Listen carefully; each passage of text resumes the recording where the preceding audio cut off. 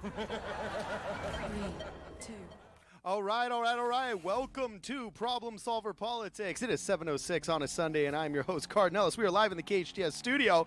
The show is Problem Solver Politics, and I am with my co-host, Mark Murphy. Who is trying to restore a little civility to this political conversation. And usually we have news, usually have a bunch of other little fun gabs and little gimmicks that we do at the beginning of the show. But there is nothing going on in Washington right now, Eric. No, actually, there's a ton going on in Washington, but we are going to backload all of that to the end of the show because we have got an extraordinary guest on today. His name is Philip K. Howard, and he has the audacity, he has the wherewithal to write a book called Try Common Sense, replacing the failed ideologies of right and left. And he's actually joining us on the show today, so we're going to have a little talk with him today about his book. Philip, can you hear us, man? Yeah. Good evening, Cardin. Hi, Mark.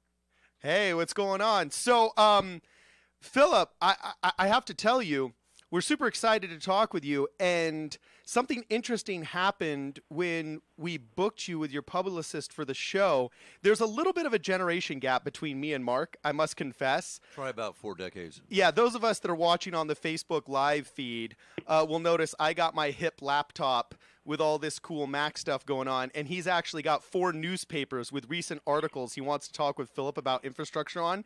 So there's like this total, print versus digital media age difference that's visible on our live feed. But what's hilarious is despite having Dave Rubin on, the Faction 1776, Brian Kaplan in recent shows, my buddy Mark, my co-host here, comes in, and you are the most excited guest he's been for this year so far, Philip. He's like, Philip K. Howard? Oh, I know that guy. This is great. Anybody. First, I'm a fan of The Daily Show, but that should explain some of the background. But anybody who writes a book called Life Without Lawyers, and is a lawyer and one of the senior partners of a firm, has got my interest. And your work on infrastructure, it is awesome. You hit some of the key points that I wish us Democrats and Republicans could find a way to come to common terms on. So this should be fun. Yeah. So, Philip, really fast to start out, just tell us a little bit about yourself. I guess whatever your self-identified bio is, so my listeners can kind of get to know you, and just tell us who you are and what you're working on. I'm out of jail. I'm on parole. Good behavior, all that kind of stuff. I'm a sort of a civic leader who was converted into a national sort of civic leader. And so I've advised each of the last 4 presidents, and I wrote this new book, Try Common Sense, because after Trump got elected, I didn't support Trump because I know Trump. And well, you were part of his transition team. I mean, yeah. Well, no, I was not part of the transition team, but I was on his CEO council. That's true. Yes. Okay. Because they think I'm considered an infrastructure expert. So I was, I thought, okay, he got elected. I'll go down and help try to rebuild America's decrepit infrastructure. So I go down there, and I'm testifying before Congress every other month and working with leaders of both parties. They both say they want to rebuild the infrastructure. And at the end of the year, this first year is from now, or the end of 2017, the deal is completely obvious. The Democrats agree to streamline the permitting so you don't have 10 years of red tape. It's really stupid. You do your environmental review in a year, and you settle on the permits, and then you make a decision. And in exchange for that, the Republicans agree to fund the infrastructure because infrastructure, shockingly, does not grow on trees. You actually have to pay for it. And that requires either finding the money somewhere, probably raising the gas tax or finding some other revenue source. And I understand President Trump even said, I'm willing to raise the gas tax, the federal gas tax, which hasn't been raised since, 93? Yeah. So in any event, at the end of the year, it was completely apparent that notwithstanding what the leaders of both parties were saying, they had no intention of doing either one of those things because neither party wanted to give a win to the other party. They'd rather continue to point fingers and blame each other for the failure. So I said, well, to hell with that. These people are hopeless. They're never going to fix anything. The culture in Washington is toxic. I'm going to write a book that attacks everyone I can think of in Washington and explains why it can never do anything. And by the way, also why it's kind of suffocating Americans in their daily lives. You know, you can't make a bad joke in the workplace without getting fired, and you know, doctors and nurses spend half the day filling out forms nobody reads and all that kind of stuff. So that's what I did. I wrote this book, and it just came out, and it attacks everybody. Well, I do want to point out, though, that you truly are an infrastructure expert, and you have, and as a legal expert, you are trying to provide a creative way to expedite the process to try and address this $5+ trillion problem that we have.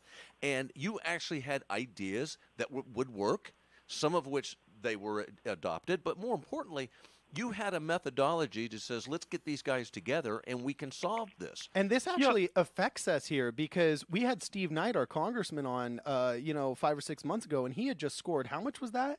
Well, from Mitch McConnell and the Trump administration for the 5 and the 14 split? Yeah, he had $45 million, which is a pittance, but when you add that to the California money and other monies, it actually meant we were going to get carpool lanes on the 14 and the 5. But he did explain the challenges he was up against, both in terms of time to get the projects done and all the paperwork, but also the very fact that it wasn't politically a positive because it wasn't shovel ready. Right. I haven't met an infrastructure project Yeah. that's shovel ready. What are we talking about? I mean, Kmart parking lot? Yeah. I mean, just to put this in perspective, in 2009, President Obama had $800 billion from Congress as stimulus, and a lot of that money was allocated to fix America's infrastructure. And 5 years later, they gave a report on how they'd spent the money. Something like 3% had been spent on transportation infrastructure because even the president didn't have the authority to give a permit. I mean, it's literally absurd. By contrast, in 1956, the Interstate Highway Act was passed. It was 29 pages long. Within 10 years, over 20,000 miles had been built. Today, the last transportation bill was 500 pages long. There were thousands of pages more of regulations, and it would take a decade just to get permission to build a couple of miles. So we've reached this point. Let's pause for a second, where I argue in the book you can't actually repair Washington, that the bureaucracy is so dense that no one can make a decision. And so the only way to fix this, and I have a lot of smart people on my side of this, is you have to actually reboot the system. Not to, quote, deregulate, not to get rid of legitimate oversight. You want to make sure you're not building a highway through the virgin forest or whatever. But you need to reboot the system so that people can take responsibility again. Okay, I'm really curious.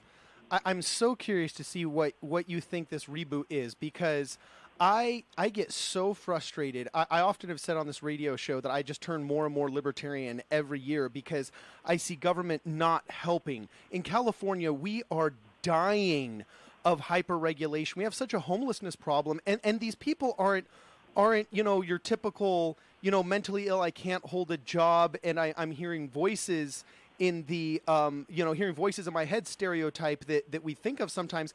These are women with full-time jobs whose husbands died, and the $3,000, $4,000 a month that they're making in their full-time position isn't enough for the rent now, and the rent is so high because they never give permits for anything. So the few houses that exist, now the rents are skyrocketing to $3,000, $4,000 a month now. So they burn through their savings, they live in their cars for a couple of months, and as soon as it gets too cold for them and their kids to sleep in there, they show up here at the shelters, with this family dumped in your lap, and your heart breaks. So I view this, and I think we got to deregulate. We have so much hyper-regulation. Even if we deregulated 30%, we'd still be over-regulated. If you don't think deregulation is the key, what is this reboot besides like Civil War or the Articles of the Constitution where the state convention happens again and we just reboot the Constitution? What's the reboot? Okay, so first, let's just stipulate that almost every government program is broken.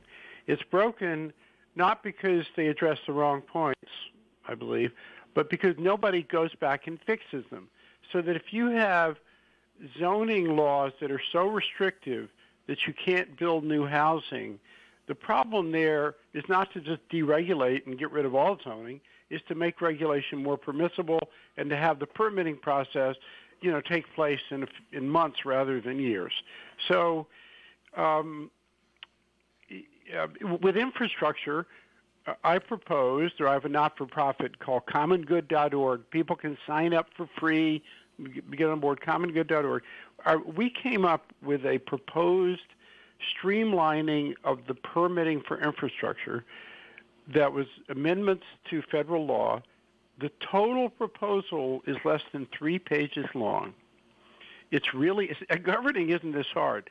It created clear lines of authority to make decisions when there are disagreements, and then somebody else has authority to oversee the decision. That's kind of how democracy is supposed to work.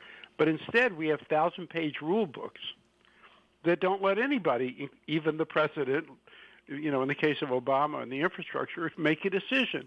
So I don't think that the answer is deregulation in most cases, although there are a lot of stupid programs.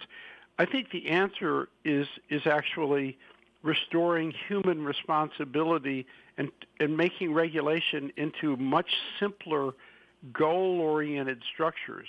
You know what this where reminds me of? People can get something done. You're pointing to a target. I don't think many people recognize the when I say $5 trillion in infrastructure losses, we're talking about 2/3 of our schools are in portable buildings. We know the road system has collapsed. We know that the amount of roads that need to be repaired, according to the National American Society of Civil Engineers, is horrific in terms of the percentages, how many bridges are collapsing, et cetera, let alone our electric grid. We face a major challenge that must be repaired. But you know what this sounds like? This sounds like the beginning of World War II, where we cut through a lot of tape and we set up some variety of committees and individuals that we pulled out of the major corporations, and they went to war to mobilize America's infrastructure to transform the entire system of how we got things moved, the factories, to make things happen. And the same thing, of course, you've already pointed out about President Eisenhower and the Democratic administration that he had to work with, actually pulled off a miracle with our national highway system.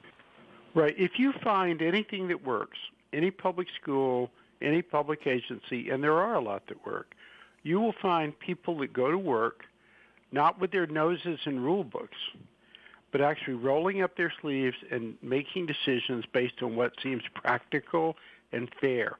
And often, in fact, there are studies of this, ignoring the rules. So what's happened in Washington, which is like this alien universe, where no one is actually close to anyone on the ground doing something, the tentacles go out into the world, into Southern California, into everywhere. With all these rules, it made sense to somebody looking in front of a computer screen on Constitution Avenue, but actually don't make any sense on the ground. And it's that drives people to vote for Donald Trump, that sense of, kind of big brother breathing down people's necks. And it also makes it so that nothing works very well. So that's why I think, as you're just saying, going into World War II, we need to adopt exactly that attitude and say, look, we don't want to get rid of government. Every Republican since Reagan has said we're going to deregulate. It hasn't happened. Government's gotten twice as big. Why is that? Because people want clean water. They want, somebody to make sure the toys don't have lead paint on them. But we don't need 4,000 rules telling people how to design their workplace for worker safety. It doesn't work. It's better to look for unsafe workplaces than to tell people exactly how many inches above the counter the electric plug has to be. So I got a quick question for you. This is all music to my ears, and I really wish I really wish more people were saying this. Actually, no, I got two questions now. This is, of course, music to all of my libertarian friends' ears, and the SCV libertarians, I'm sure, are loving the sound of this. Where does this put you amongst the New York elite of authors that are opining on the philosophical battlefield in this war of ideas. Because, like, he's a Democrat, can't you tell? Yeah, I saw, because he's pragmatic and he's practical. Yeah, but he's just not listening to the left. Yeah, but of the he's party. literally making a limited government argument here, while Right. simultaneously saying I don't support Trump because I know Trump, while then making a wildly libertarian accusation of basically government in general. But you're obviously so articulate, much like my co-host Mark Murphy. I can see why he suspects you're a Democrat. You know. Meanwhile, Jonathan Haidt is giving this massively glowing review of your book. Like, I have found I hate labels, you know, but unfortunately Right. they're a necessary part of our universe. Like, how do you self-identify on this wild spectrum Yeah, nowadays? You know, I believe in people. I believe in common sense. So I'm a registered independent. I've advised presidents from both parties, so I'm pretty androgynous. I attack certain absolutist ideologies of both parties. Just take the left, for example. You can't govern a country by looking at everything as individual rights. The rights our framers gave us were protections against state power, you know, barging into our house and throwing us in jail or something. The new rights are people pounding the table saying, give me something for myself. So all it does is polarize people. So that's the left. Now, on the right, you've got people saying, let's get rid of government. You know, it's either deregulate everything and no new taxes, right?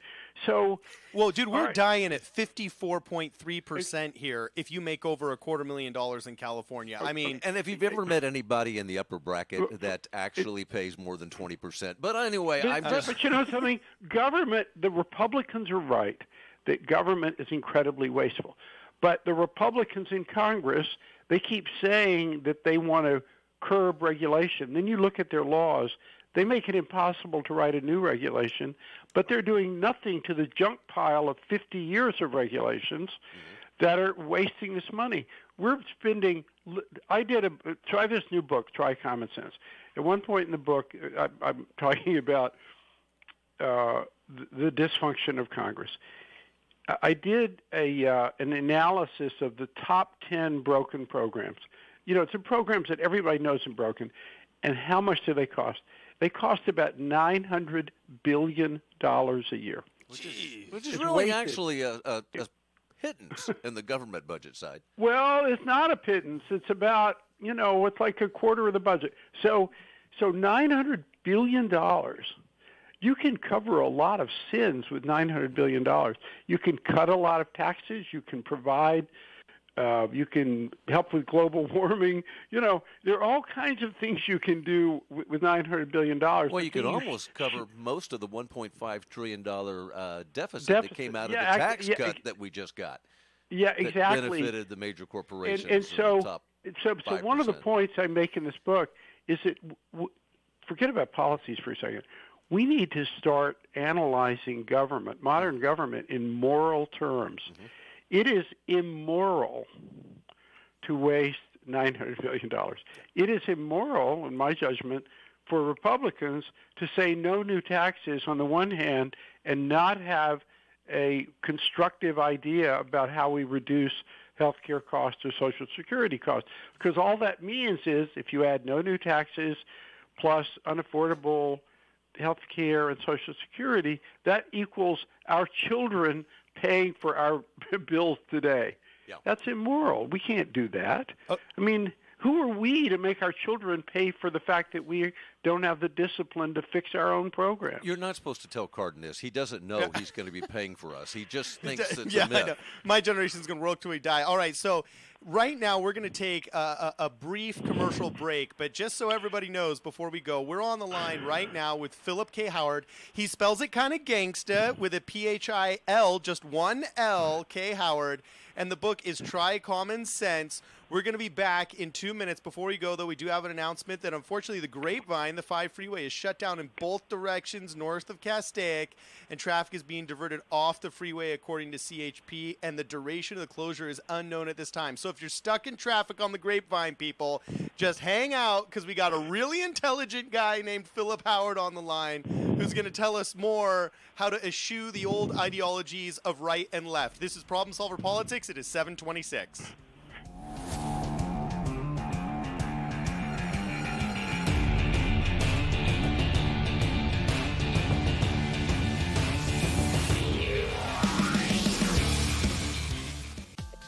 Little Eye Leaders is the newest preschool in the Santa Clarita Valley. At Little Eye Leaders, our outstanding teachers lead with intellect, perspective, and heart. That means our programs provide a warm, nurturing atmosphere to meet the unique needs of each child. We believe that play is a powerful form of learning for young children.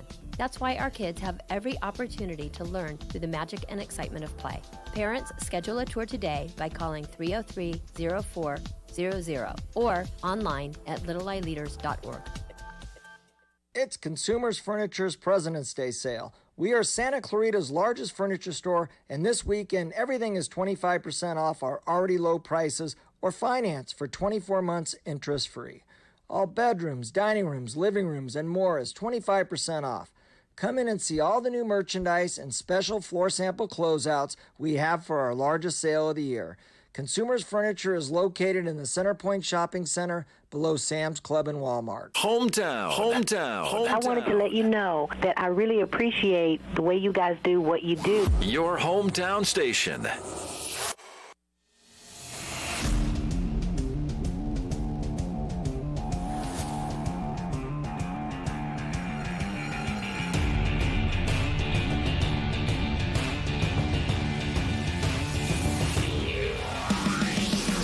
All right, welcome back to Problem Solver Politics. I am your host, Cardinellis, with Mark Murphy, attempting to continue to restore civility to the political conversation. And our guest today, he definitely is a guy who's worked both sides of the party. He's had a chance to advise presidents on both sides for many different years. And he's written a lot of books that I find highly entertaining and enjoyable. You got to try him out whatever side you're on, including his top new one, Try Common Sense, but also go back and check out his books on infrastructure and Life Without Lawyers. So his name is Philip K. Howard. We're talking about Trying Common Sense. We're on the line with Philip now, and we're going to continue the conversation that we left off on before we went on to the commercial break. But I do have a question before we continue with that. I noticed the subtitle, the subline, gosh, I don't know what it's called, but you said, Try Common Sense, Replacing the Failed Ideologies of Right and Left. It's interesting that you frame that in terms of ideologies being the problem. How is it, I guess just expand upon that subline and how you think it's the ideologies that are affecting us. Okay, well, I just mentioned why the liberal insistence on looking at everything as rights doesn't work. It just becomes selfishness, give me my rights. And the right-wing insistence on deregulation without distinguishing between what's effective and what's not.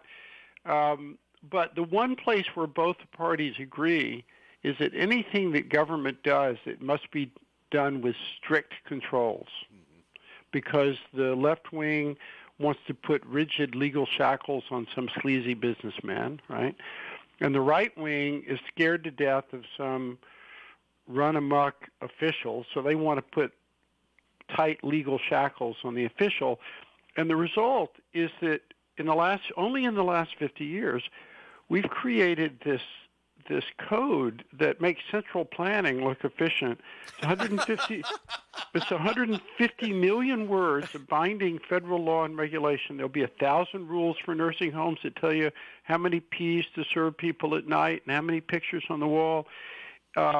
We should remind everybody, central planning was Stalin's great approach to the success of a certain.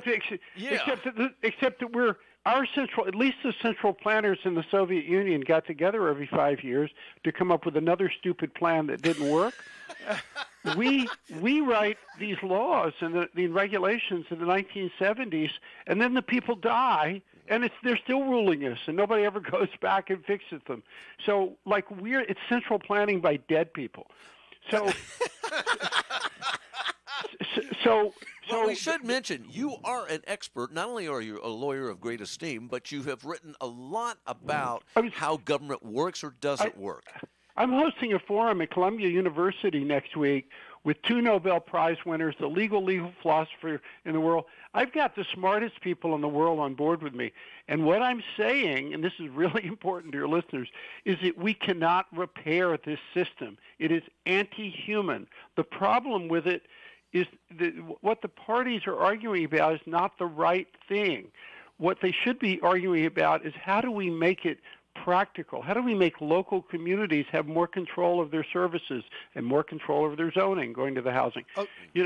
And how can we make things so that people can get together and work out disagreements instead of hiring lawyers to quibble over words in a 1,000-page manual? We've created this crazy anti-human polarizing system that can't be fixed. It needs to be replaced. And it's happened many times in history when law gets out of control. And trust me, this legal system is out of control. Okay, so I totally agree with you. I mean, like I said, this is music to my ears. There was a couple of things that came up in my mind. I pretty much agreed with your analysis of what right and left is. I think your analysis of right wanting to deregulate everything is a little bit of a caricature of the right, and maybe that's just because I live in California, and maybe California Republicans are different because we're getting. I liked what he said about the left, so I can. Yeah, you got to take what he said about the right and say it's okay. I've never actually met a guy that actually wants complete deregulation. Like I've really never ever met, except for an occasional like ANCAP anarchist, like in some weird, art display down in Los Angeles. Like he still thinks all Democrats are democratic socialists. He just doesn't. Well, quite see, know he yet. says, okay, we got to reboot. And this is what I'm afraid of. I mean, my personal business, I literally feel like I'm working for the U.S. government. I have watched between the Ladder Safety Act, between the changes of the, I won't name my company, but between the changes of all the SBCB legislation and then the AQMB legislation, I have literally watched my quarterly taxes go up and up and up and up in higher and higher and higher proportion to the amount of sometimes not even profit anymore because of the taxation. And here's Gavin Newsom coming in, saying, "Oh, we need to regulate more." Mm-hmm. I mean, I'm mortified here because I literally think we've gotten to a point of literally unsustainability. My family studies a lot of biology. I worked in pest control a lot in college, and when you have to study ecosystems, you really realize that biological ecosystems are very much not different than economic ecosystems. Right. And when a fungal bloom or a toxin starts traveling through an ecosystem, the ecosystem doesn't realize it's dead until it's already too late. And sometimes once these blooms get bigger than 1% to 2% beyond the 0.1% they're supposed to be at, you realize, oh, the whole thing's going to be toxic. So I love how you said, oh, it's immoral that we waste that much money. It would drive me nuts when Bernie Sanders would get up there and say, like, it is immoral that large corporations and the 3% make more than X, Y, or Z, and then I'd look at the tax code, and to be in the top 3%, you only had to make $127,000 a year, which is the amount of money that a school teacher and a principal make if they're a married couple. And I don't really think the school principals and the teachers are what's wrong with American infrastructure. He still hasn't and bills. picked up on the wealth inequality issues, so I just kind of let it Well, settle. no, I agree with wealth inequality, but what drives wealth inequality is the fact that there's a bunch of socialist, hyper-regulated laws that make it so the small guys can't compete. And the perfect example is me. I went to go become a county vendor, and I went down to the county. They said, oh, you want to be a county vendor? Great. There's only 2 other people on the list for your type of business. And they handed me a 54-page document in which I had to promise to surrender. People could surrender and abandon babies at my office. I promised that I would take ex-cons if they, wanted an opportunity at the job, even though there wasn't a job placement program in 20 miles. I mean, I literally spent 3 days filling out 54 pages of documentation, and I looked at it and I thought, dude, I'm a college grad with his bachelor's, and my father is a CPA, and it took us 3 days to fill out this form. Like, no wonder there's no other county vendors except for this big multinational corporation that has a legal department that can spend the 3 days because they're on 6-figure incomes doing it. So I take this very, very seriously. The only problem is I don't know, how do we actually pull this off, Philip? Like, how do my listeners actually effectively do something, because we're getting hammered here? Yeah, well, first of all, your story is absolutely perfect. It drives people nuts. All this baloney, I started to say something else, all this baloney that people have to endure that serves no useful purpose. So here's how it works. It's always worked the same way, and here's one way at least we get there. Throughout history, when you have a legal system that's out of control. It becomes like, I grew up in the South, like kudzu. It's this vine that just grows over everything, right? It's just this huge tangle. When it gets that way, you can't go in and see. I call that vine leftism, but you can call it. Yeah, okay. Just remind everybody that the Roman Empire was run by lawyers, and as a profession, you've been around a while. Yeah, exactly. And so what happens? It happens every time. Is someone appoints a small commission and says, just go and rewrite the whole damn thing. That's what the Emperor Justinian did in the 6th century to great effect. That's what Napoleon did with the Napoleonic Code. He got 4 judges to just rewrite all the laws. It's still the civil code that they wrote, which was then debated and approved by the legislature of France, is still the basis for law for half the civilized world.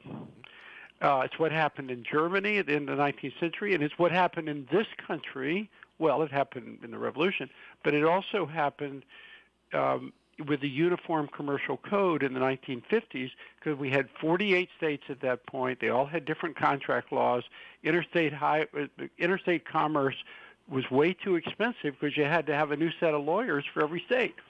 So they had a small group of experts, and they put together a Uniform Commercial Code. And it became part of the basis of the post-war boom of the United States. So we need to do that again. The way you do it, because Congress is not going to do anything, although it's collapsing as we watch. I think it's completely lost the allegiance of the American people. So they don't know it yet, but they're the court of Louis XVI. They're fighting away. But by the way, for all you millennials out there, the court of Louis XVI was an epic failure. Just go Google it, all right? So anyway, keep going, Philip. So the way you former Senator Tom Coburn is a conservative from Oklahoma. He's also a medical doctor. He came to see me a couple of weeks ago. He read my book.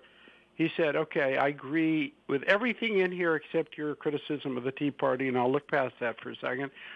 And he said, here's what I want to do. You recommend having a recodification commission. I'm in midstream organizing something called a convention of states that's authorized by the Constitution. Yeah. Yep. If you get 2/3 of the states together, they can propose and adopt amendments to the Constitution. He said, what amendment can you give me that will enable you, all of us Americans, to try common sense again? I said, the best amendment would be an amendment that gives the governors the right every 15 years to appoint a commission to recodify all the laws of the United States. And so we have written this amendment. I'm working with Tom Coburn and a whole group of people right now to do this. And if we get the support of your listeners and others, go to commongood.org. You can sign up. It's free.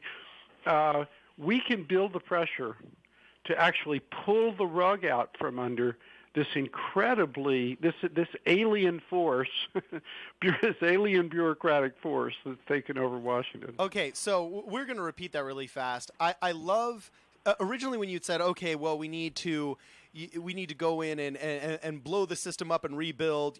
There's the constitutionalist in me that thinks, when you're quoting how France did it, I think France has had about 14 or 15 constitutions in the same time that we've had one, even though it has been, bastardized and has been corrupted. That did wipe out most of the intellectuals in the government in the process. That worked. So even though it's been corrupted, I definitely think this has got to be done in a constitutional framework. Now, I love how you're mentioning the Convention of States, because I have seen this more and more over the past 2 or 3 years talked about in a more and more serious manner, which I find heartening. Usually I think these things are political theater. Like, for example, when West Hollywood wanted to secede from the city of Los Angeles, we knew that it wasn't going to pull off the first couple times they wanted to do it. When California literally was trying to put on a ballot in 2016 that me and Mark were joking about seceding from the Union. And I thought, guys, I mean, really, the second we secede, Trump calls us rebels and sends in the army. Like, do we really want to have a civil war at the San Bernardino, Nevada county line? We typically fund most of the government's military anyway, so it wasn't that big a deal. Yeah, so I like how you actually put this in a 100% legal, 100% constitutional framework. Do you actually think that there is hope of this convention of states happening, and if it did happen, that your set of rules would get adopted? Because if so, I'm going to mention whatever 7 times is necessary for branding your website and how people sign up and tell them to go. Yeah, first of all, it's absolutely possible. Secondly, what political scientists say is that change never happens incrementally. It happens in big gulps. So what's happened, the last time we had big change... Wait. All of this crappy regulation happened line by line and law by law. Hyper-regulation change happened that way. Negative change happens incrementally, right? Yeah, I guess, but not system change. All this stuff grew out of a system change in the 1960s, where we got the idea that we not only should change our values, which we clearly needed to do, to not be racist and to pollute, not to pollute and stuff like that. But we also got this idea that we could make government into like an automatic software program. And it was that idea that came out of the 1960s that has now bred this 150 million words of impenetrable bureaucracy, because it's not a management problem, it's a philosophy problem. We don't let anyone make a decision, because that was the philosophy that they made up in the 1960s. And so the time before we had change was the New Deal, the time before was the Progressive Era, the time before was the Civil War. Anyway, so periodically we have these big changes. We're overdue for a change. And the reason we've been put up with it for so long is because our society is so rich. We could afford all these idiocies. We could afford to buy people off who demanded things that they probably weren't entitled to. We could afford to sustain obsolete, subsidies from the New Deal that were, hadn't been needed for 75 years. We could afford all this stuff. But now the American citizens, it's not because we can't afford it, although we can't, but it's because the American citizens they just hate this system where people go through the day asking themselves, can I prove that what I'm about to do is legally correct? People don't feel... I love what you're saying. Keep going. This is amazing. People don't feel free anymore. They feel that instead of the fresh air of freedom, we've got this stale air of kind of bureaucratic compliance, and it drives people nuts. And so it's going to change. Donald Trump is the first, well, actually Obama was the first shoe to drop, because he promised change we can believe in. He'd only been in the Senate for 1 year. Yeah, He was the freshest face people had seen in years. He was African American. He had all these things that were different, and he was so smart and all this kind of stuff. But it didn't exactly work out. You have to give a little bit of credit both to himself, and he didn't have some of the experience on his staff that he needed to cross the legislative aisles. But the Republicans bombed the whole thing. They would not work with him and cooperate in any way. What was Mitch McConnell's famous line? We're not going to let anything go through here, not a single thing. We're not going to approve a single bill or suggestion if it comes from the White House. And pretty much that's what he did. Wait, was that Nancy Pelosi now or Mitch McConnell? Well, I think there's a little bit of payback occurring, unfortunately. It is true that the Republicans, probably more than the Democrats, although they're both guilty, Republicans have been really fighting to make the other side lose instead of fighting to make things Thank you. I love that happen. But yes. But Whoa! But okay, is that your honest analysis? And by the way, I totally trust this because you're a lot more inside the Beltway than we are, and we only get to hear propaganda out here outside in the States that Pan Am puts out, like it's the Hunger Games, But in your honest analysis, do you really, really feel? Because I've always felt the decline of America is a completely bipartisan affair. Do you really feel that in the current stage of politics, that the hyper-regulation problem in America that's putting things in gridlock is really a problem with Democrats with Republicans and not Democrats? No. The Democrats made government unmanageable. It was Democrats who created this philosophy of micromanagement. It was Democrats who gave public employees the right of collective bargaining so that you can't run a school and you can't get rid of lousy teachers. And worst of all, you don't have a sense of camaraderie because everybody knows it doesn't matter what you do. When job performance doesn't matter, the victim is everybody who works in the place because all the energy dissipates. It's like, all the air out of a balloon. So Democrats cause the problem, but those problems, but the Republicans have not been willing to help fix it. We could talk a lot about that. But the bottom line here is that neither party at this point is willing to budge. Both parties are making out like bandits. The Democratic coffers are filling up with people who don't like Trump, and the who also checked their tax returns and suddenly found out that it was they were sold a bill of goods when they voted for him.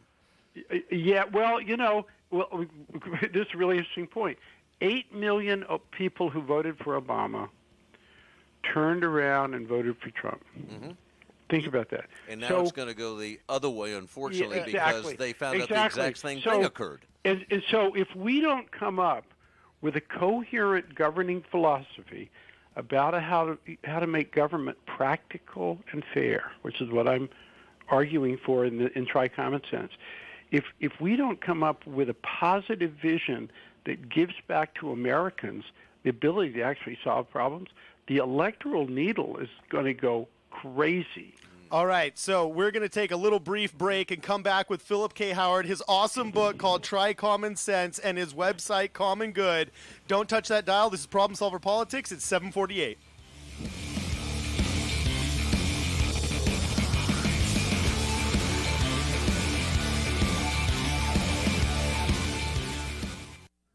Healthcare can be difficult if you're underinsured or have Medi-Cal. Samuel Dixon Family Health Center can help. Services are available on a sliding fee schedule. The mission of the Samuel Dixon Family Health Center is to give the Santa Clarita Valley access to affordable, quality primary care. There are 3 locations to serve you: Canyon Country, Newhall, and Valverde. Go to sdfhc.org for more information and to find the location most convenient for you. Hey guys, this is Cardinellis, host of the new show, Problem Solver Politics, an independent political talk show that keeps you up to date and in the latest political happenings, both nationally and here in the Santa Clarita Valley. Now, this isn't your usual partisan political talk show. At Problem Solver Politics, we have both Democrats, Republicans, and Libertarians hash out their differences on air as we strive to find solutions to today's challenges. Join us Sundays at 7 p.m. for Problem Solver Politics. Once heart attack symptoms begin, delaying treatment increases the risk of heart damage, disability, and even death. Time is critical.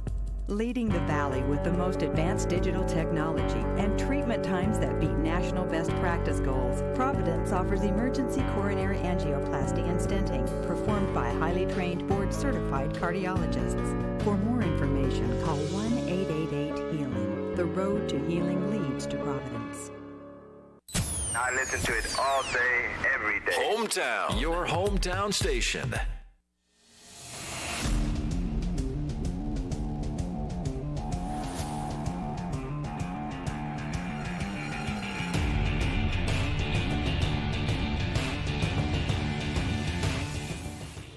All right. Welcome back to Problem Solver Politics. We are live. Sorry, not this is. I was going to say this is FM 98.1 and AM 1220 KHTS. And then I simultaneously was going to say we are in the KHTS studio, but I mixed both, which is a heinous crime in radio. If you ever wonder whether or not we are truly broadcasting live, there is your answer right there. Anyway, I'm your host, Cardinellis, with Mark Murphy, who has seen that tonight we have restored civility to this political conversation with a new idea. Yeah, we are having an intriguing conversation with Philip K. Howard, the author of Try Common Sense.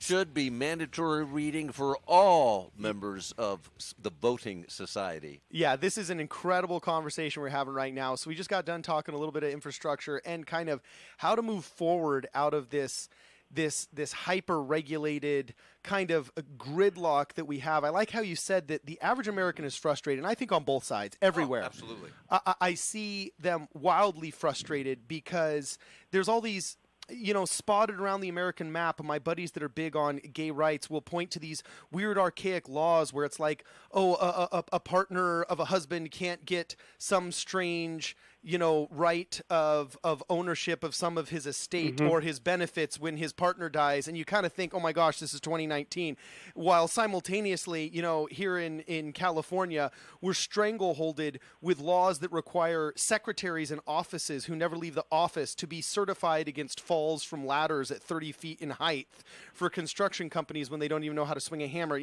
I mean, there's both sides have these wild sins that they can point to of government that really do lead to, I think, both sides swinging harder left and harder right because they feel they have to pull harder in this massive tug of war. So this is my question for you. I noticed the subtitle of your book basically says, hey, let's eschew the left and right ideologies. And when I have my Republican friends that I meet, oftentimes I'll say, okay, that's cool, you're Republican. Why are you Republican? And they almost always say, okay, because of the limited argument or the limited government argument and the economic freedom and economic prosperity argument. And I look at them and I say, well, they do believe in trickle down economics. I mean, you got to look at that and well, say what's going on. So does economic science. So I look at them and I say, well, yeah, did you realize, though, that Donald Trump passed the largest spending bill in American history? So if your fiscal conservativeness is what you're about, you should be angry as heck. And do you realize that every single Republican president since the party was formed with Abraham Lincoln has actually grown the size of government? So the two biggest things you're touting, you're not getting delivered on. And then on the other side, my Democrat friends, they'll say, oh, we're the party of compassion and we're huge. Remember, on... no Democrats have ever started a war. Okay, never mind. Just as long as you don't check history. Okay, yeah, we can argue that one a different day. But either way, my Democrat friends, I'll look at them and oftentimes they'll say, why are you a Democrat? And they'll say, oh, oftentimes it's a mixture of gay rights or minority rights. And I'll look at them and I'll say, okay, but do you realize that the first president to actually invite an openly gay couple to the White House and actually treat them as equals was Ronald Reagan, and the Defense of Marriage Act was signed by Clinton. And if minority rights are your thing, you should be loving Donald Trump because the African-American youth unemployment is the lowest it's been since the 1920s, and we started recording these things. Both of these sides have no idea what their party's up to. It boggles my mind. So, how do we come out of it? Yeah. I don't think people. My argue that in Try Common Sense that they're really not arguing about the right thing. I mean, there's a point of what to all you were just saying. But fundamentally, most people, and studies show this, just want to be able to roll up their sleeve and get things done. So you can have regulatory oversight for a safe workplace or a nice nursing home without 1,000-page rule books. So I'll give you an example. Australia years ago had 1,000-page rule books for nursing homes. They had terrible nursing homes. Somebody had the bright idea of replacing them with 31 general principles. Have a home-like setting, respect the dignity of the residents, stuff like that. They did it. The experts scoffed. They're going to get away with murder. Within a year, the nursing homes were twice as good. And the experts went in. What happened is when you actually let people who give them simple rules and goals that they can internalize, then they go through the day actually trying to make the place nice instead of with their noses in the rule books. And it works better. And people would have disagreements all the time, but they'd sit in a room and work it out. The regulators were still there, but they weren't giving tickets because your paperwork wasn't in order. They would participate in the conversation. And it worked better. It's just governing isn't this hard. Okay, so it's just not this hard. Now, I love what you're saying. Now my question is, I mean, you've advised Donald Trump, and you said something kind of funny at the beginning of the interview where you said, oh, I don't support him because I know him. But it kind of seems to me that he's kind of bulldozing through a lot of this regulation and is in a unique position to actually get some of this stuff done. So what's your opinion in regards to Trump filling out your goals? No. Well, first of all, he hasn't, in fact. All he's done, basically, is get rid of the Obama executive orders. And one of the problems with the Trump administration is that they have this view, not completely stupidly, that it's too hard to deal with Congress, so they're not going to change any statutes. And the problem is most of these 150 million words of, legal vines come from statutes, so you've got to change the statutes. So, in fact, Trump is not going to do the deregulation. He just talks a good game. And when he says drain the swamp, I probed this, what he really means is let's deregulate, and there are some things you can deregulate. I mean, I've mentioned a bunch of stupid, subsidies or whatever. But by and large, most of the things that drive people nuts are micromanagement regulation as opposed to regulatory oversight. So if you made American citizens vote on whether they wanted environmental protection, it would pass completely. If you make them vote on worker safety, it would pass. But they don't like stupid environmental regulation or stupid worker safety rules. So what I'm trying to do is recreate a human-based regulatory framework where everyone actually has the freedom to make sense of their daily choices. Okay, so this is great, and I want to know in the last 2 minutes here, like, so what can my listeners do? I love that it seems like you actually got a website and a little bit of a pipeline to do more than just listen to that political talk show that rants about the problems with the president and infrastructure. Because if you haven't listened, what Philip did do is bring up that he has a methodology to help us try and eliminate or reduce some of these ridiculous processes and regulations that have basically made the government we have today. So first, go buy the book, try Common Sense, and then Howard, you got a website where people can sign up. Like tell my listeners how they can actually help affect this change. Well, the website is commongood.org. This is everything we're talking about is not going to happen unless American citizens actually start talking about it, telling their friends about it, and getting the political leaders to think it's important for them to talk about it. Because Washington is in a world of its own, and if we don't hit it with a 2x4, it's always been the case, it won't change. It was true of the Civil Rights Revolution. It was true of the environmental movement. You have to build a movement.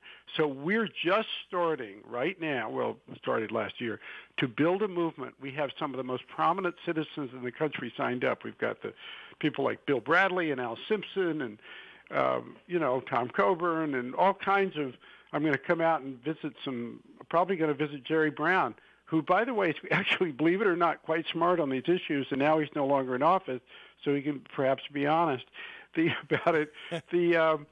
And so we have to build a movement, and that requires people to get involved. They've got to begin to see these idiocies in a different way, which I think Try Common Sense helps. But just sign up. We have, commongood.org. You'll get a lot of information on there. You'll get newsletters, and you'll have your own idea. We're looking for ideas. People can send us the ideas. Okay, so now in the last 30 seconds, guys, everybody, you've been listening to Philip K. Howard. He wrote an amazing book. You all got to go out and read it. It's called Try Common Sense, Replacing the Failed Ideologies of Right and Left. He's a guru on affecting positive change that actually works. And if you don't have time to buy the book today, you do have time to sign up for commongood.org. Philip, it has been an absolute pleasure speaking with you. We hope to have you on the show again sometime. This is Problem Solver Politics. It's been an absolute pleasure talking with you guys. It is 7:59. See you next week.